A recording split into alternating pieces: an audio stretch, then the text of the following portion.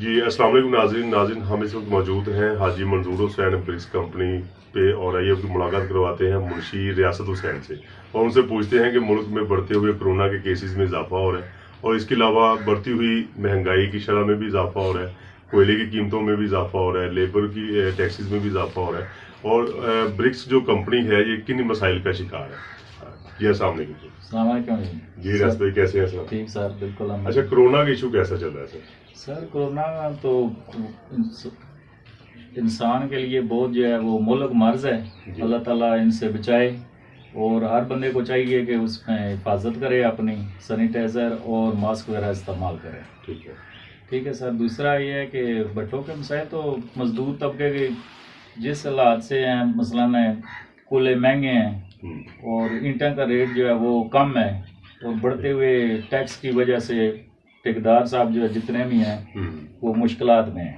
ٹھیک ہے، اور اس میں عام مارکیٹ میں جو اچھی مارکیٹ ہے، مثلا اسلام آباد ہے، پنڈی ہے، ایسے ریٹ ہونے چاہیے اس میں سب برابر کے، یعنی کہ ضلع وائز کیٹیگریاں ہو۔ بالکل ٹھیک ہے جی۔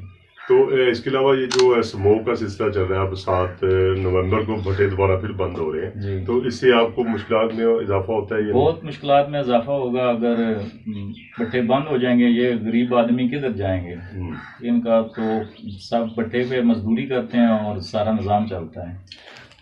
تو موجودہ حکومت میں جو بڑھتی ہوئی مہنگائی ہے تو اس کے بارے میں کیا کہیں گے؟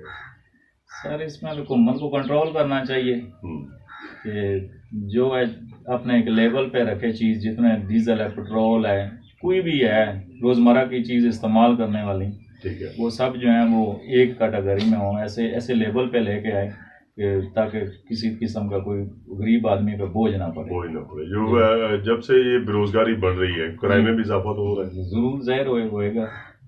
تو موجودہ حکومت کو کوئی پیغام دینا چاہیے آپ؟ ہم تو یہی پیغام دیتے ہیں کہ اللہ تعالیٰ ان کو ایسی ہدایت دے، اچھے کام کریں، تو اور ایسی ان کو اللہ تعالیٰ ایک ہدایت عمل کرے کہ یہ بہت اچھی حکومت کریں تاکہ عوام کے لیے بہتری ہو۔ یہ تھی جی منشی ریاست حسین، کیمرہ مین چودھری ظہیر چیمہ، کیمرہ مین ٹیم کے ساتھ CNN اردو، اسلام آباد۔